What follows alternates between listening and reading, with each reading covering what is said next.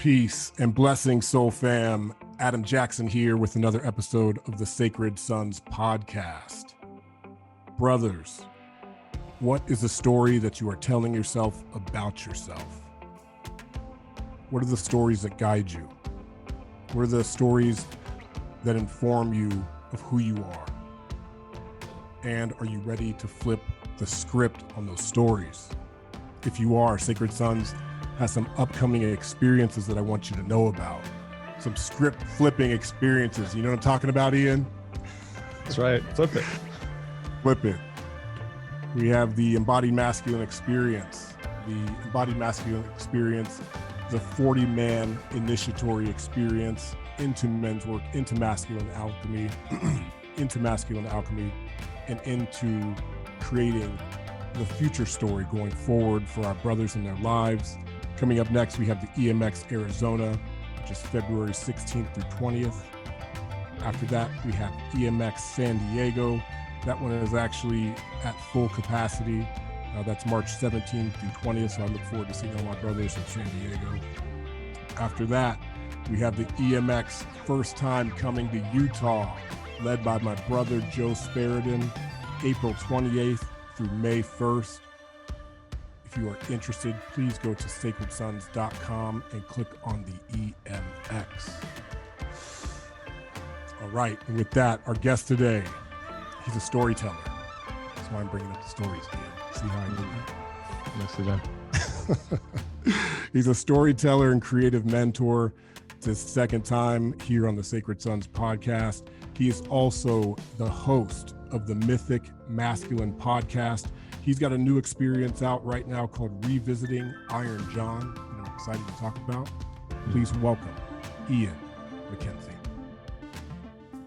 Thanks for having me again, Adam. Yeah, this is actually our third podcast together, as I have also been on the Mythic Masculine. Mm-hmm. Yeah, about fatherhood. That was real. I really appreciate that. Yeah, I'm actually clearly I have a note on my list as well to speak to you about fatherhood, and as we check in, I'll kind of go into it more. But yeah, my journey of fatherhood has expanded since that time, you know, and I'm sure yours as well. I saw, but you added another, I understand, or maybe two since last time we talked. Yeah, my third sacred son. So I feel like the triad is complete. You know, they're all here in Earthside, and now the real work begins. Now the real work of my capacity as a father, my capacity as a man, my capacity as a lover. You know, and how do I bring it through? And what I keep coming back to, especially recently with the birth of my son Johan, it's like, wow, this is really what I signed up for. As I speak so much about, you know, the return of the father archetype and these things, and here I am raising 3 young men. Wow. Like literally raising them and their consciousness, aside from everything that I believe and speak of in the world. So that's where I'm at. You don't get much more mythic. Right? Yeah. How about you, man? What are you checking in with today? Well, yeah, we had a dusting of snow this morning, you know, out here in the Comox Valley territory of the Comox people here in about mid-Vancouver Island, where I moved to last summer, you know, since we last talked. And yeah, winter was pretty harsh up here. It's you know, was fairly newish for me. You know, my partner and I and our young son, who just he's a little over 3 now. We live in essentially the forest, which is a blessing and a challenge logistically, but it really, you know, provided an opportunity to kind of go deep, go internal, reflect, you know, tune in. And I'm blessed also to have an office in the city. You know, it's a small town, but it's in the mix, it's in the action, you know. So kind of traversing the city and the forest has been, yeah, kind of my medicine over the last, you know, 6-8 months. And I'm grateful to have both. Was that inspired by any particular call to the wild, or were you prepared to go out for the long, cold winter? I mean, part of it was, realizing that the horizons. I used to live on a smaller island, you know, my partner and I, and it was, you know, it's beautiful and cozy, but it was quite small. And my partner actually used to be semi-pro snowboarder, and so she was called to Mm. the mountain, which is Mount Washington up in this area. It's very close to this town here, and for her, the bigger horizons, the bigger, elemental energies were a big deal. And for me, being out here as well, I've tapped into that. We're right on the ocean, but also next to the mountain. So yeah, it really feels like we're between these titans, and that's really where I've drawn a lot of my sense of, where are we right now in the world, and what are the stories that are animating how we make meaning, and when are they sourced perhaps too much in the human realm, and when do they need to be sourced from the more than human or the beyond human? Mm. That's beautiful. I have also moved to the mountains myself. I'm 40 minutes east of San Diego in Hamul, and it's been a change for me. I was raised in the city my whole life, essentially. Having an experience for 2 years in Maui and living in the jungle kind of prepared my body. Like I think I'm done with the city. I think I can get out and be a bit more rural and have a few miles between neighbors. So I'm currently like homesteading and living that life as well. It's a big upgrade for me, and like kind of on my trajectory of all the things I'm talking about as well and bringing into the world. Like I'm also being more and more about it as my evolution expands. Beautiful. Yeah.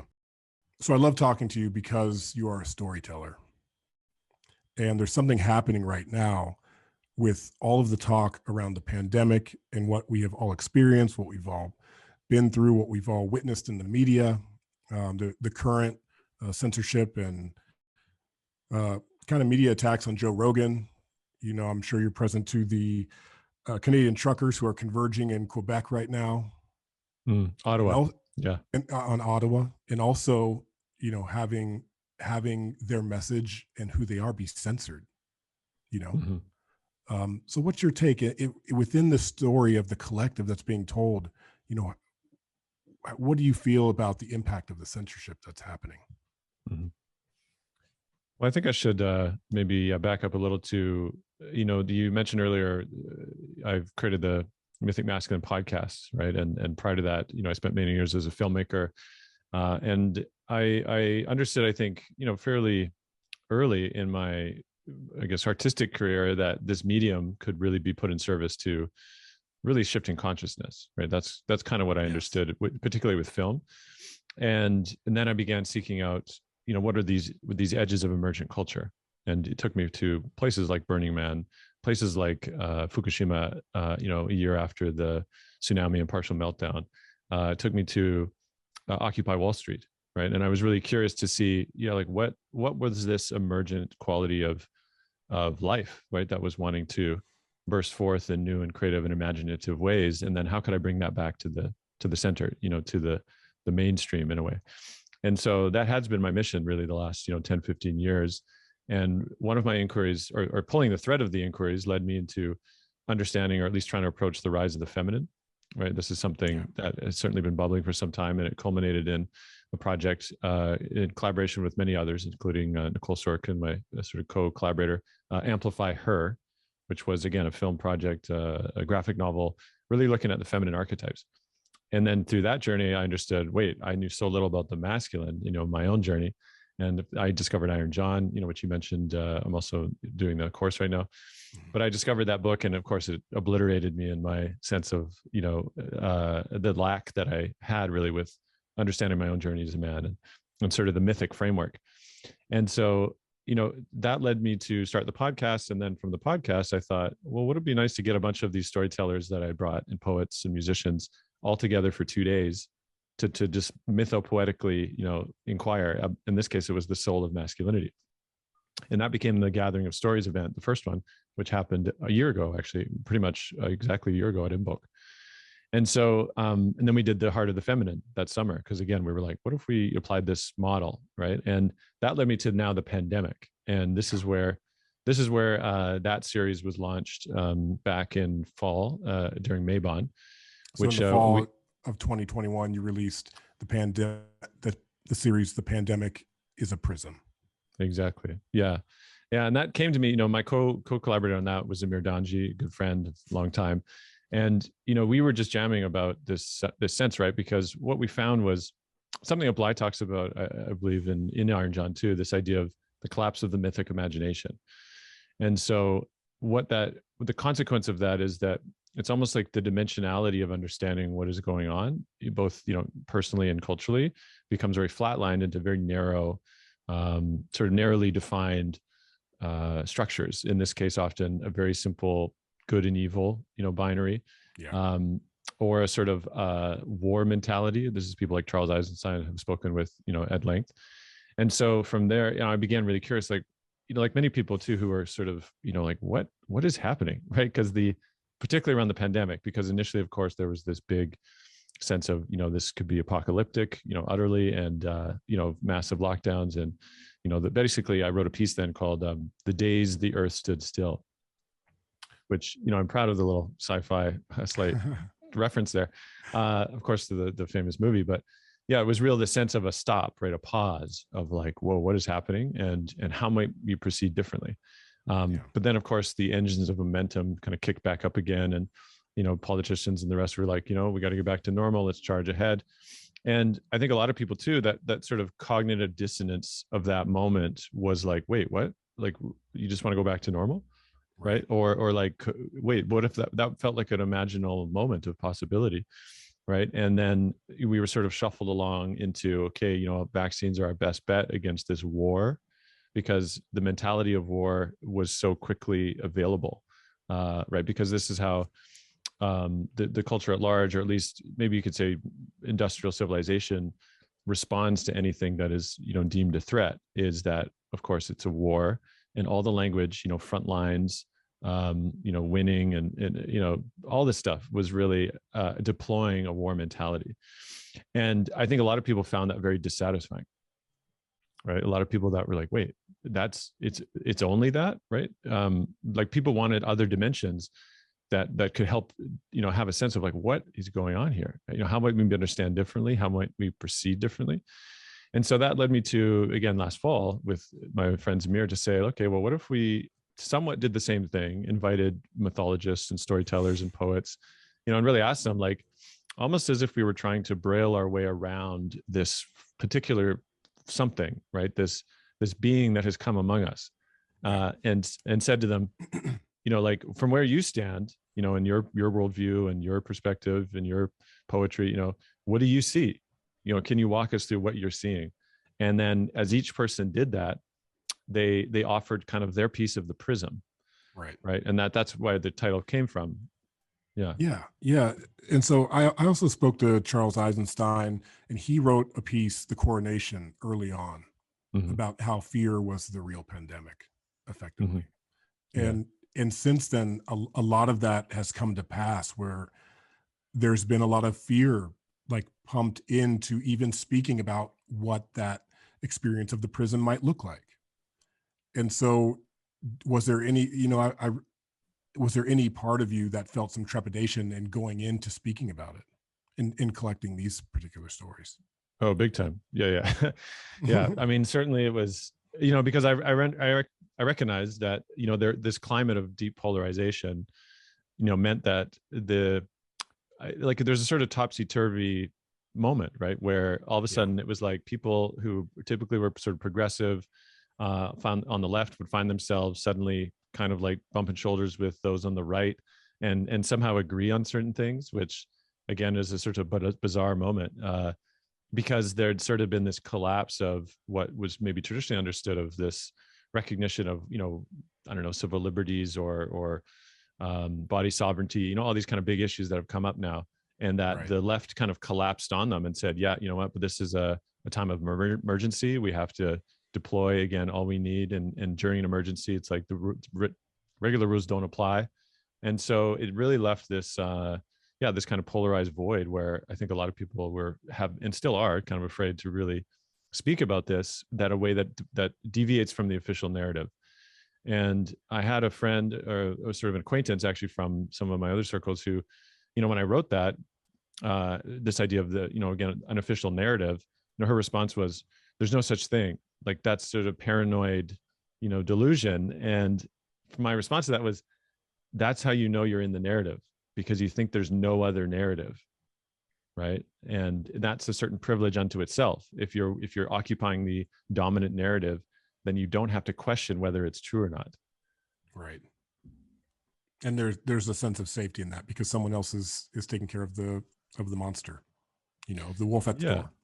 Exactly. Yeah. And I think that certainly there is a deep kind of recognizable link between this idea of fear and control, right? Because, and I don't necessarily mean nefarious governments or anything. I just mean it's very natural actually to sense or to recognize that when fear is present, the normal reaction to that, even, biologically or physiologically, is to try to assert more control, right? Like think you're maybe out in the wilderness and you hear a, branch crack, you sort of maybe freeze and, you might be ready to run or to battle or, like there's certain truth to that, like, of course.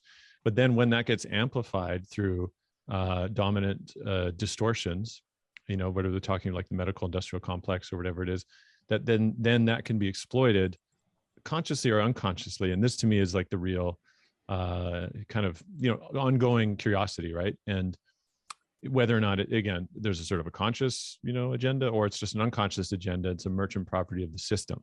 And there's good cases to be made for both. And, I'll just say that we really intended through the series to try to see as many perspectives as we could, but from a mythological lens. Yeah. And you had some Indigenous speakers as well, Pat McCabe. Is it Pat McCabe? Yeah. Pat McCabe and Tyson Young-Comporta. Mm-hmm. And so was there any gold or common threads, any lessons that came from the Indigenous perspective on the pandemic? Mm-hmm.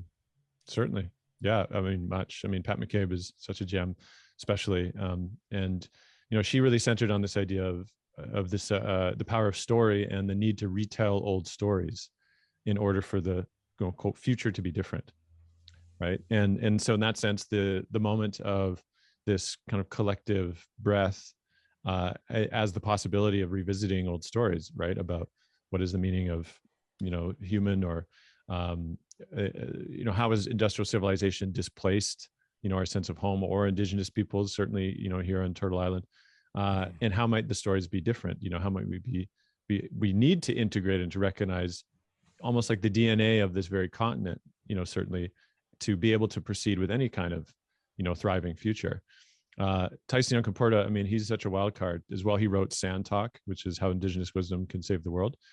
And he spoke about this sort of, I think it's an Aborigine concept or practice from Australia, where they call it yarning, right? Which is essentially what we were doing with the series, which was going around and talking to a bunch of people and trying to figure out what's true. Now, this is different than this idea of truth, right? Because this is a long rabbit hole we could go down. But oftentimes people assert this idea of truth as a sort of objective, verifiable fact, right? This is truth. But true, in its actually old etymological origins, meant a kind of relational clarity, right? As in, so if you're trying to find out what's true with you and someone else, you're not trying to seek the truth, because often that can be used to just, as a blunt instrument, as a disconnect. Well, this is my truth, this is your truth, whatever. Right. But it's actually like, what's true between us, right? What's true if we all have these conversations? And this is the deep thing that was missing in the pandemic conversation. I think it's been, the rational scientific perspective and the war mentality has been this like blunt instrument that anybody else who deviates from that is like, cast out, ostracized, right? Rather than being able to actually deeply consider that they might be also bringing some important perspective to the story. Yeah. Cast out, canceled, censored. So as a storyteller, and in your, the pandemic is a prism, you're kind of doing it through the underground ways, through the back channel ways. You know what I mean? Mm-hmm. But outwardly there is a censoring of the story and of our collective story. And so, I'm just curious, as a storyteller, what does that bring up for you? Mm-hmm. Well, one thing that, I can use a specific example though was, we made the choice to interview Kelly Brogan, who, some know she's married to Sarah G, who started Green Med Info, I understand. And she's, sort of equal parts vilified by a lot of folk that think she's, dangerous, and that she's actually, her and her partner, actually husband, are part of the disinformation dozen, which were named as the sort of key influencers that are spreading, misinformation around the vaccines and creating a lot of harm. Yeah. And Zamir and I, really considered, and we made the choice to interview her, because from the perspective of trying to understand fully what is going on, right? It was almost bizarre that we wouldn't consider someone at least that represents like a sort of large swath of that part of the prism, right? This whole sense of things like body sovereignty and reclaiming power back from authorities, and there's a lot of interesting things in there that she's saying. I don't have to agree with somebody in order to talk to them, right? And that's often the challenge with this whole like censorship cancel culture.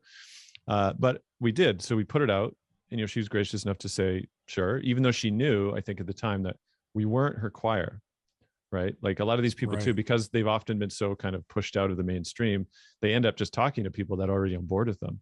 And that, for better or for worse, right? That means that one, hey, they get, people that are already a big yes to them, but then they also don't get sort of tempered by those who aren't necessarily already convinced of their correctness. So we did it. And even before the interview, when I posted it on my networks, a huge backlash happened just by being willing to talk to her. It was hundreds of comments, from people, a lot of people I knew. Just from the fact that you were going to talk to her, not even what she would, ultimately say, but just from the fact that you're going to talk to her. And this is the part where I feel like, as human beings who have the ability to discern information, when we see them like attacking the messenger and not even the message, not even what's being said, but going directly after the messenger, that's when you can understand that there's manipulation happening. And that's I'm bringing it back to what's happening in popular culture with Joe Rogan, because that's what I see happening with him. And they're not necessarily attacking what's being said on those podcasts, which are super long form 3-hour podcasts with lots of information, and some of it factual, some of it may not be, right? But they're attacking the messenger. And so that's in that. I find that to be problematic. Yeah, I mean, I'd say, based on, I know a little of the Joe Rogan's, current controversy. I think with what happened with Kelly was based on, again, their perceptions of what she has said in the past, some distortions, right? That there was this huge sense of like, why would you do this? This creates more harm. I thought better of you, like all these kinds of, even I was getting, sort of character judgments too, of like, I'm either naive or deliberately aiding and abetting, creating harm. And we proceeded with the conversation. Now, it was very interesting for a lot of reasons. Again, like I was, surprised. I was, intrigued. And again, a lot of things I didn't quote agree with, but at least I was like, wow, like I now understand that whole side of the prism a lot more. What was her ultimate message there?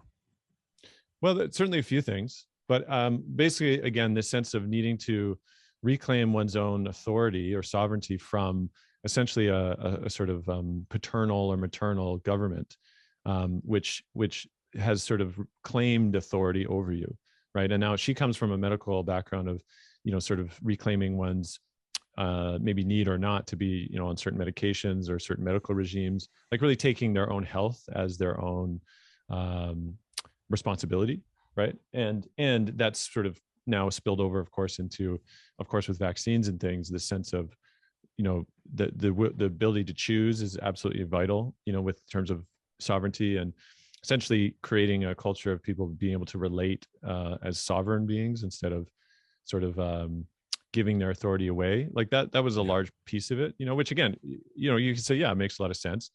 And then my questions to her often revolved around, well, where does the commons fit in, really, or where does the sort of collective care come in if it sort of spills a little bit too much in this sort of atomized individual, right? Which again, that we could spend a lot of time with that.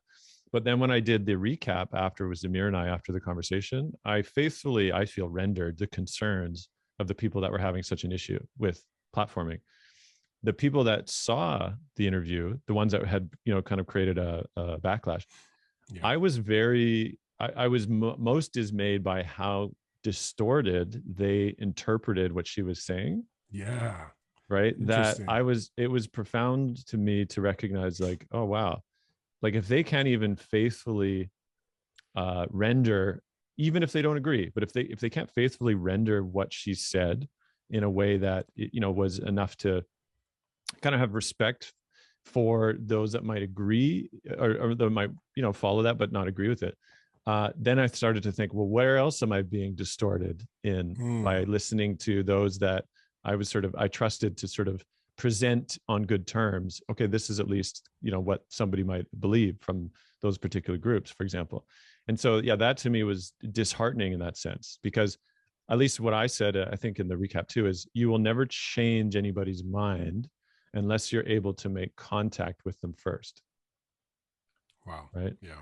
Yeah. Because otherwise you're just kind of, you know, it's domination basically back and forth. And you see it online, you know, all the time, right? That's all it is, really. Yeah, Social media, because it's just digging in. it's not relational. It's everything's become transactional.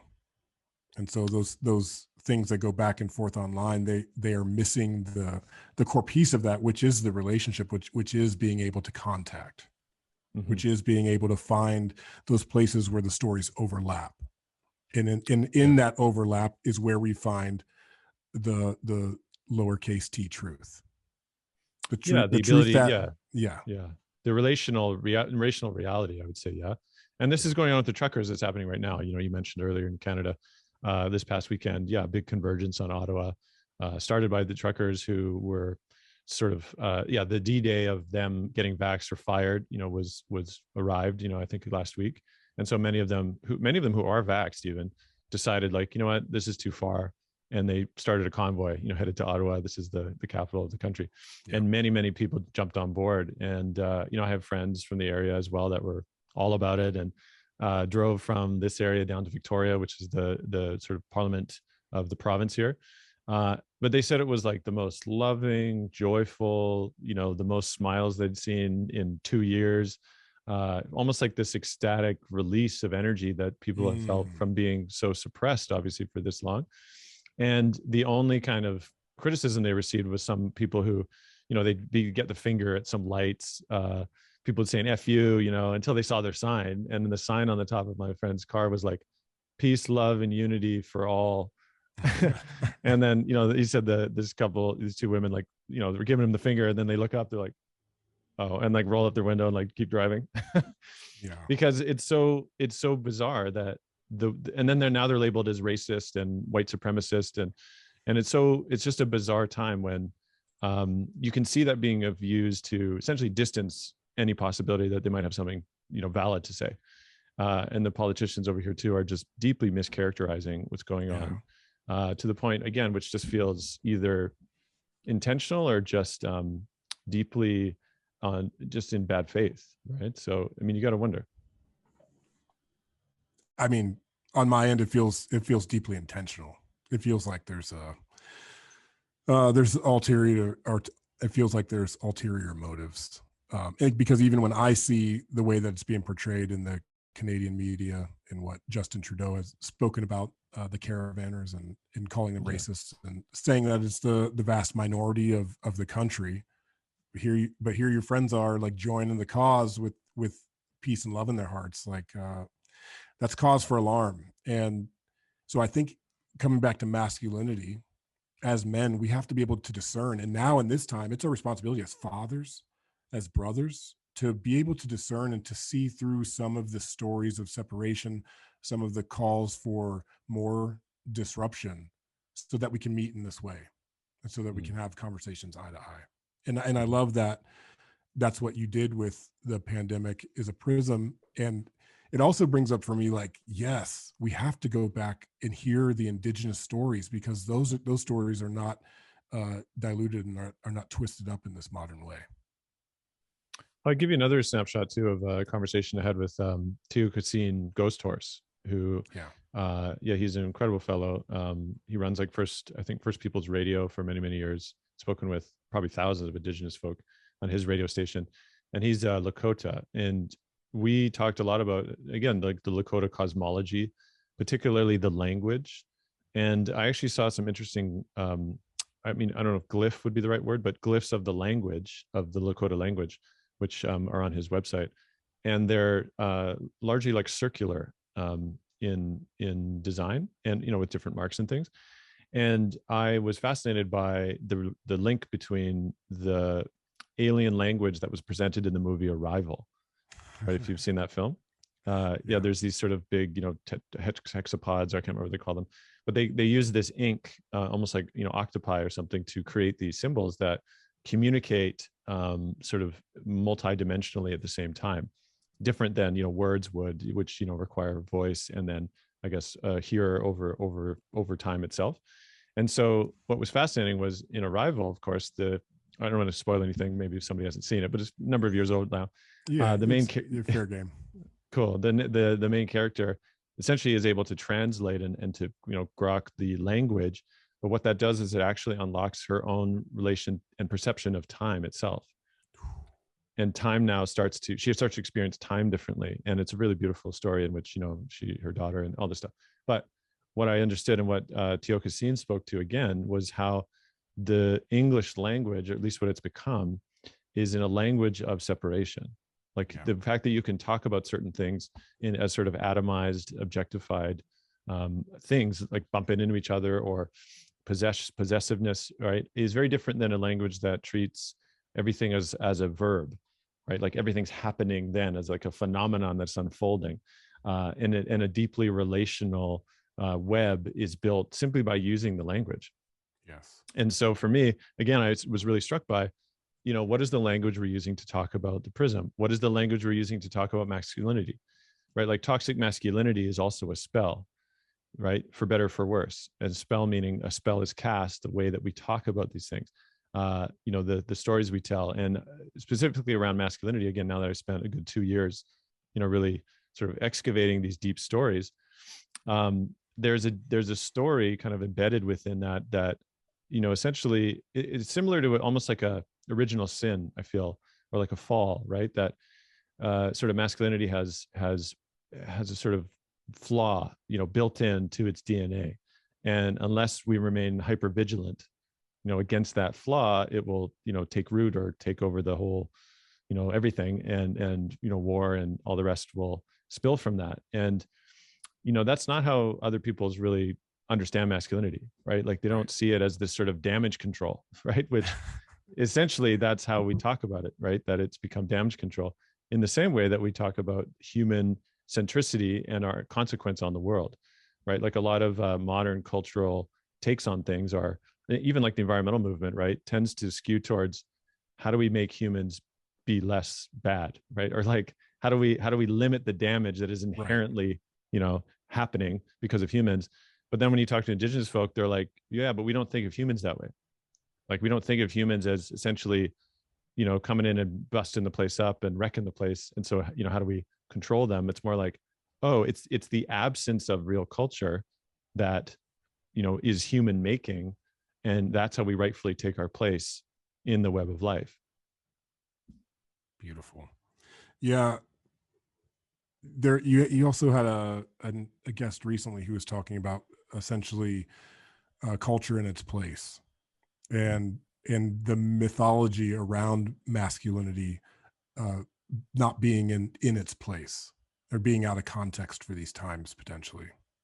Mm-hmm. So I'm honestly all about the emergent culture of masculinity right now in 2022, because when I gather with 300 men on the Oregon coast, and I see their faces and I hear their stories right now in this time, like I really feel the pull to create that new story.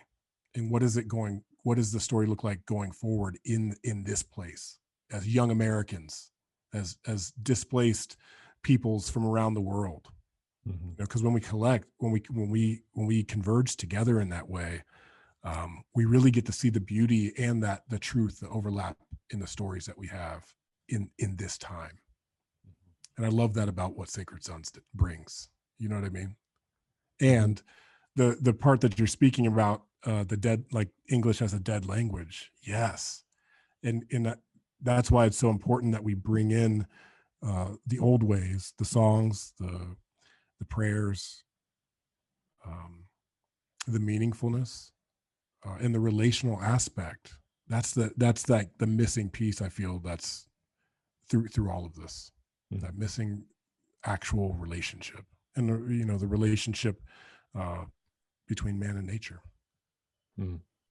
Yeah, I'm appreciating you making that link too, because I do see the deep necessity, of course, as we see the biospheric collapse continue, is the need to confront, I believe, industrial civilization.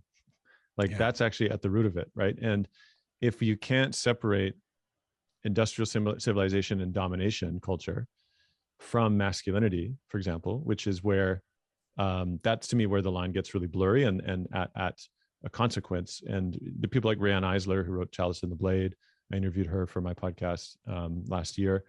She's really done deep cultural work trying to distinguish the two, right? That domination culture is not the same as masculinity or patriarchy, even. Like that in some ways that when those two are conflated, then we don't see them as any different. In the same way that you might say, well, humans just by their nature just kind of mess up the place, and therefore damage control. But you don't see that humans and the culture that is sort of animating them then, and how they conduct themselves, like they're distinct. And so that's where we need to recognize, I think, that a lot of our conditioned behaviors come from, essentially being grown up in a culture of domination. And to come back into a culture of relationship, I mean, is deep, deep work. I mean, she uses partnership culture, right? Which kind of cuts across all realms, whether it's, between men and men, men and women, all genders, relation to the more than human, relation to the world itself. Like, how do we conduct ourselves not from a relationship of domination, right? And that's part of relearning, because the indigenous life ways that were developed over millennia encode a lot of these ways through ceremony, through song, that are still being now kind of understood differently, or maybe it's taken this long for those who've lost those, right, to recognize, like, oh, that's what they're doing. This is like a technology of relationship, right? It's not just sort of a superstition or just gee whiz or belief or something. It's actually a technology of relationship and reciprocity. I love that term, the technology of relationship. And it's also the spiritual, it's also the essence of the spirit of what it is to be a human. You know what I mean? Like, because when we get to those places, if for those of us who are lucky enough to participate in ceremony and to learn about different cultures and different traditions, what actually comes alive for us is our spirit. And that spirit is what connects us to all things, that connects us to the spirit that lives within all things. I'm currently in the last stage of a film about a community in Portugal called Tamera. All right, last stage. We talked about this community on the last podcast. And I will just say that it's been an epic saga working on this film, and maybe some listeners too even contributed, because we've done multiple crowdfunding campaigns, and we've really, COVID obviously threw us for a loop, but it really feels like we're in the final moments now, and it's really beautiful. But one of the key insights, though, is this recognition of what could be, generally understood as eros, right? EROS, and how it's often understood as sexual love, right? Typically, it's how it's spoken to. In this culture, that's where we get erotic, right? But there's a deeper mythic understanding of eros really as life energy, right? It's this like the pulse of life that animates all of life, and this longing. I think Rumi or Khalil Gibran, I think, right, has this phrase like life's longing for itself, like that. Those are your children. That's what he phrases children, is life's longing for itself. And how we can create cultures where we honor eros and give it its appropriate expressions, and understand it to be deeply so much of our own vitality, right, and how we participate in the vitality of life. Or we can harness it for sort of depletionary ends or consumptive ends.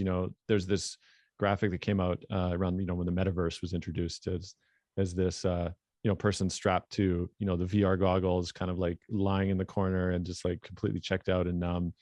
And that in some ways it really is like the harnessing of life energy for a purpose that doesn't serve life. Right. Oof. And yeah, we are kind of at the mercy though, because of the ways in which biologically we are conditioned by our chemical reactions, like get the dopamine hit or whatever it is, like these how these technologies have been developed to essentially seduce and capture our attention and our life energy, not necessarily for any particular again conscious reason. It's just that's the nature of the system. It's constantly trying to extract and control and colonize more.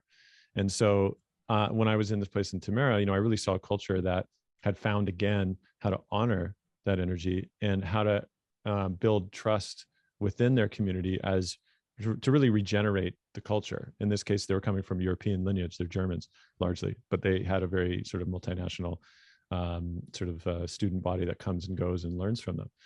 So, again, unless I had really experienced it, that it would have been hard for me to see otherwise, and that's really what we want to offer with the film is the sense of, what does it take to regenerate culture? First, what is culture, and what does it mean to attune to life? And they have a phrase, the sacred matrix, which is essentially you call it the unified field or any other kind of names. But how do we attune culture once again to that truth and then unlock our creative energy towards that end, right? Like that's really when things will. Even in that term, the sacred matrix, with matrix being matriarchal and mother, it's more about the rise of the feminine. I mean, that's it. Did you find that within this community that the harmony between masculine and feminine played a role in this reconnection? Yeah, absolutely. I mean, partnership is really at the core of what what they've really tried to do is how to create, relational practices that kind of rebuild trust between the genders. And then how does that rebuild trust with the land? So they've literally, they become world leaders. Yeah, world leaders, and essentially regenerating the landscape. They've built all these retention lakes, and the place is lush and gorgeous, turn times of the year. And in that way, by solving the kind of intergender conflict in a way, I don't mean solve like it's perfect. I just mean they've kind of given it its proper, healthy kind of dance. And then from there, they're not, all this energy isn't getting sucked up in, trying to figure that out. And now they have energy to actually put towards regenerating relationship to the land. So you can see, right, all the dysfunctional ways of relating that we have in this culture, they just take so much energy, right? So much possibility out of the way that we could actually put it towards what's deeply necessary, which is, of course, healing all the damage that's been done to the planet. Beautiful. You gave me a lot of hope right there. With does this film bring you hope for what's happening, or for what is to come? And is that a part of your intention as a storyteller, as a filmmaker?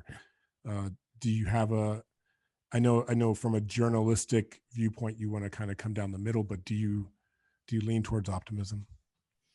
I mean, yeah, I had a I don't know, a practice. It might have been years ago, but I think I might have been on mushrooms at the time. But I had this internal like practice. I was like, you know what, I'm gonna try to be depressed. Like I was like, okay, let me try, and I like tried to like change my energy, and it almost felt like a cork, dropping in a, I don't know, like a tube of water or something. But the cork would just bob right back up, right? I'd be like, no, I'm gonna be depressed. Like it was like bloop, and then it would come back up. And I'm like, I don't know if that's generally my nature. Not to say that these past 2 years have been rough. Certainly, I've certainly had a lot of days where I'm like, wow, tough to get out of bed. Yeah. But I also feel like, I've been, I don't know, blessed to have enough reflections from people in terms of what I try to do and what I put out, that it characterizes or has a characteristic of a beacon, right? Of some kind, that the sense of, all of us are muddling through the fog really of, what is happening and what's our place within it. And for me, and what the work I've tried to do is, elevate possibility, elevate the imaginal that can provide like a beacon, cutting through the fog to say, well, what about this way? Right. Not to say 100%, we got this, because I don't know, but the willingness to be like, but what about this way? Right. And I think that possibility allows life energy, which can just, be swirling and stuck, to be, maybe this way. And we can really put ourselves in service to that. And that to me is the kind of like the core function of visionary art, right? Is and I was speaking with Autumn Sky not too long ago around this idea, right, of what is visionary art, and that's where she came to as well. It has a fundamentally optimistic kind of sense to it. Like it sort of fundamentally believes in the possibility of human potential. Not its inevitability, but the possibility. And to me, that's really key, because unless we have those visions of what's possible, it becomes very hard to work towards them. Absolutely. The visionaries, the storytellers, the ones that can connect us to where this all may be going. It's a necessary part of the evolution. Mm-hmm. Yeah. The last thing I could say about Tamara is that they have this beautiful word. I don't believe they invented it, but I mean, they use it in their language, entelechy, which is essentially what it means is, if you think about an acorn tree, right, that the acorn nut or seed, it has everything it needs, or at least from the blueprints, right, to become an acorn tree. But it needs soil, sunlight, water, right, to become like the fullness of what it can be, a beautiful towering acorn tree. And so in the same way, it's like we all have this potential.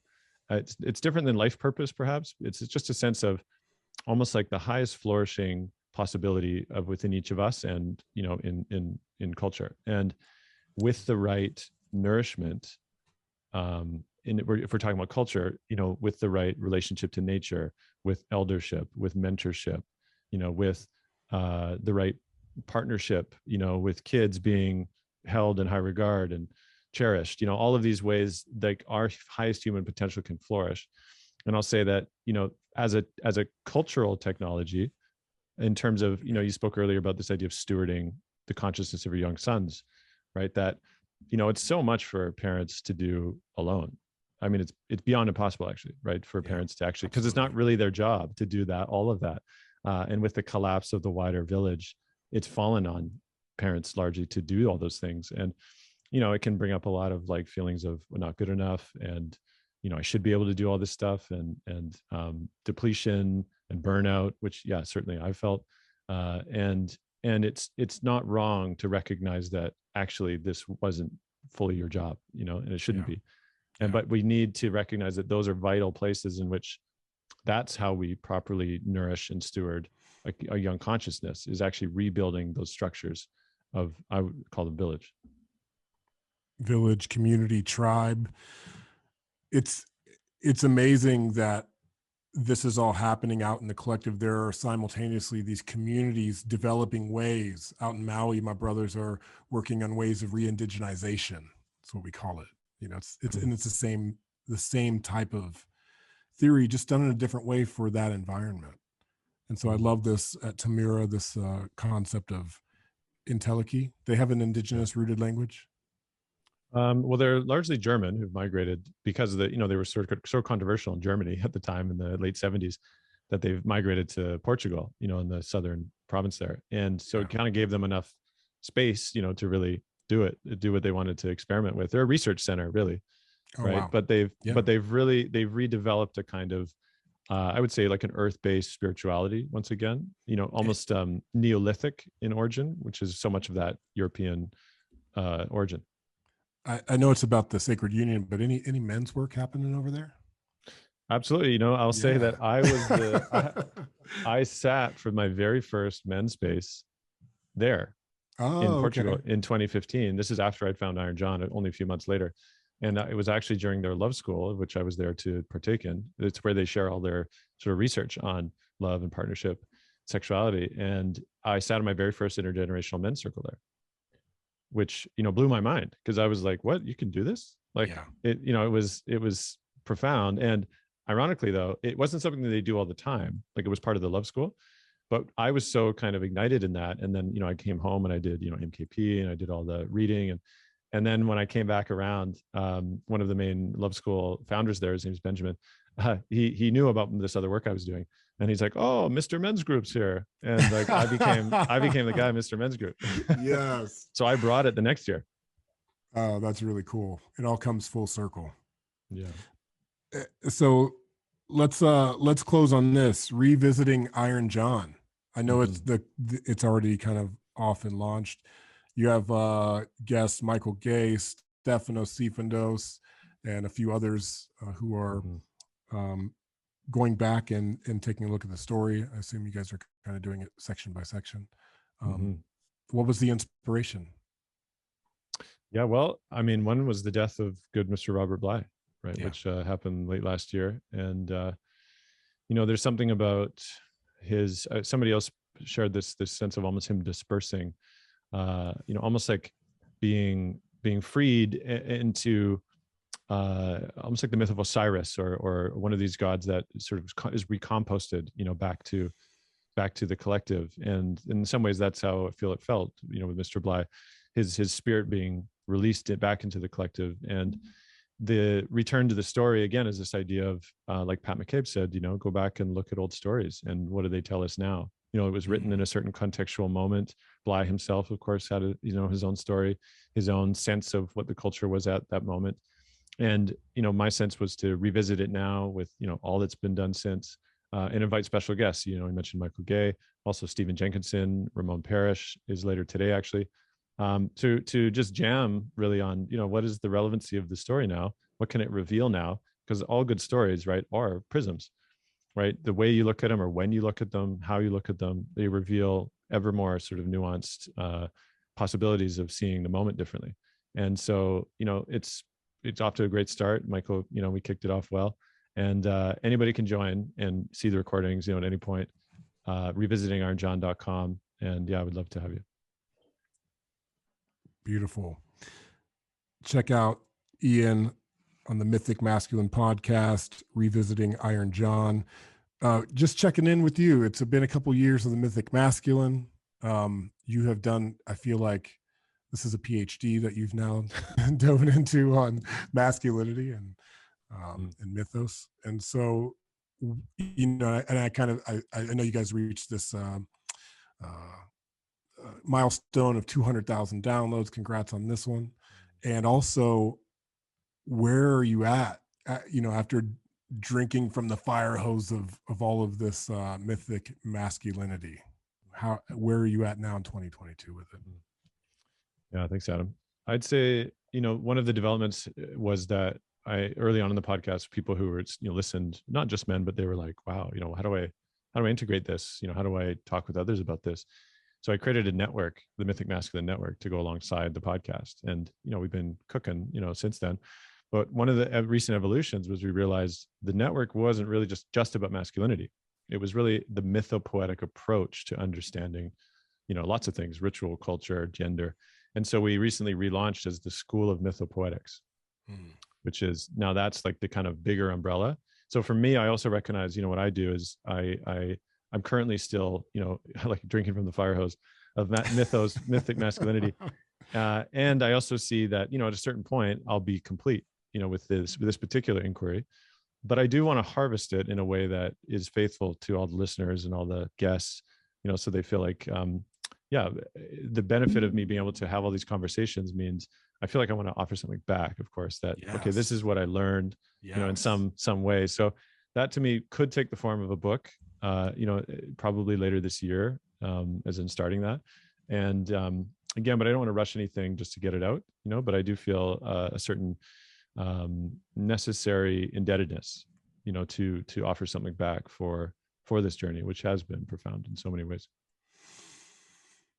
Yeah, Ian, you are one who is on the hero's journey of mythic masculinity, and we need you to bring back that elixir. We need you to bring back that sacred elixir and bring it to the people and complete this mission. You know what I mean? Like that's what it feels like. It's beautiful. I love how it's all unfolding. With Sacred Sons, we have some similar things brewing in terms of book and also documentary around this work. Nice. Which I'm sure I'll chat with you more about as those develop. Yeah. Is there anything that you would like to leave with the brothers and sisters who may be listening? I would say develop the capacity to be curious, to be able to wonder more, to recognize that, that we need to be able to make contact with each other in order for any possibility truly to emerge. And so be continually willing to question your own certainties, right? Like that's actually that's a skill to be able to do that, not just to constantly demolish, and be sort of free floating and, nothing makes any sense, but just to be willing to sidestep your certainties, right? To say, okay, is it still true? Is it still true? And particularly when you engage with others that may have strong opinions that differ from yours, right? That if it devolves into essentially, opposition and domination, then it's like everybody's lost, right? And it doesn't mean sometimes, you got to say, okay, there's nothing, we just can't relate because both are too entrenched, right? But I do think we need to develop the skill. Stephen Jenkinson calls it to be ambivalent, but that doesn't mean kind of like whatevs, right? It means to be ambivalent, to be able to hold multiple perspectives at the same time without needing to collapse them all into one. Beautiful. To hold multiple perspectives of that person. All right, man. It's been good to see you again, to drop in. Yeah, I'm watching you, I'm tracking you. Best of luck. I'm so looking forward to this film on Tamira. I've heard you speak about this community highly for 10 years now, so I can't wait to dive in to see what it's all about and to see what technologies they have as well. Yeah. And of course, the invitation for you at Sacred Sons Convergence is always there as well. Thanks, brother. Alrighty, Ian. With that, Ian Mackenzie, Adam Jackson, Sacred Sons. We're out, family. Peace.